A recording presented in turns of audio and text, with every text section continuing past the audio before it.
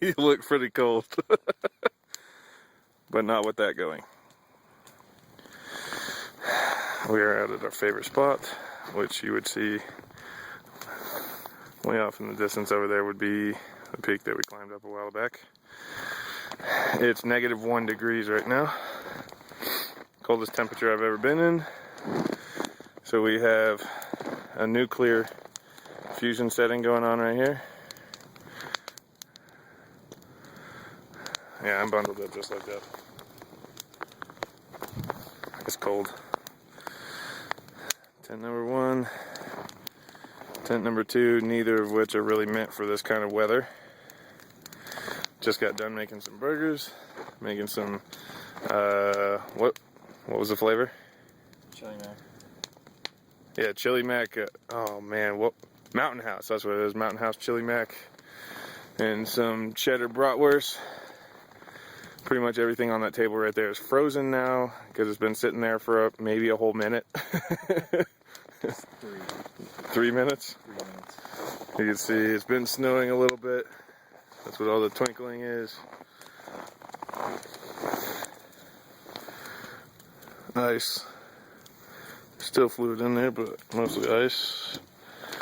My water is completely frozen. Mountain House Chili Mac. Outstanding stuff. My eggs are probably not crackable. They'd probably fall out like like hard-boiled eggs. You should probably clean that off a little bit. Someone will smell that and come running. This is the back of the expedition. It looks like one of the vampires skinning that one really gay movie. You see it all twinkly. That's the window covered with snow. And this is both of our first experience camping in this kind of weather. Never camped in snow at all. I've never really camped in anything below probably maybe 25 degrees. We're from Florida, nothing less than 100. Well, you said nothing less than 100 because we're from Florida, which is valid. So, I'll give you an update in the morning when I wake up. There it is. That's a 2-liter bottle, just so you can see the size comparison next to our fire. Which, because the fire is so bright, the log's not showing up, unfortunately. Over this side.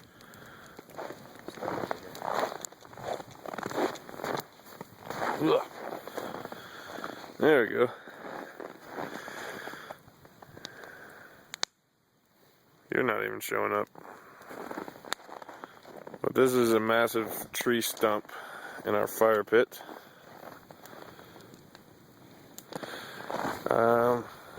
Okay, this will probably work.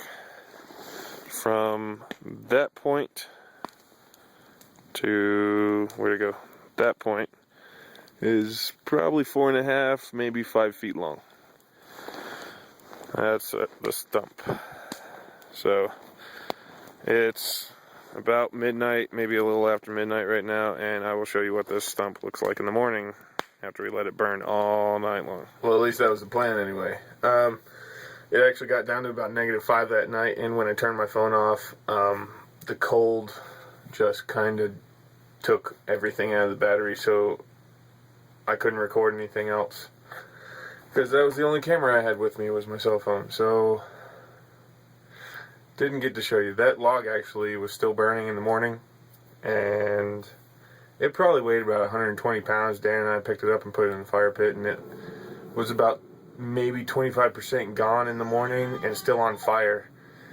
So I didn't even have to start another fire in the morning when we woke up, and that was really convenient because it was like still about 4 degrees when we got out of bed, out of the tents, which was completely miserable because we're both from Florida and we were completely unprepared. We were sleeping in -5 degree weather and stuff that was meant for about maybe 50s or 40s, somewhere around there. So it was pretty rough. I only got about an hour's sleep that night, and that's what Dan said he got too. So it was bad.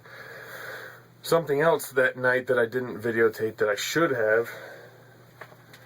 I didn't though, because I was kind of panicking and really pissed off because I thought I completely destroyed my RTAC 2. This is a 1095 Ontario RTAC 2, which you could see there's plenty of marks on it, plenty of wood. I use it a lot.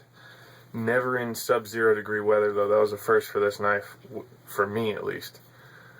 But I had about a 4-foot long piece of pine, so naturally I'm batoning through it. I stick my knife in the top of it, start beating it. About halfway into it, I hit a knot, and I just tried to force it past it, and it just stopped. I couldn't get it to move up, down. I couldn't get the knife out. And then I noticed that holding the handle, like so, I was holding it, looking from the top of the log, okay?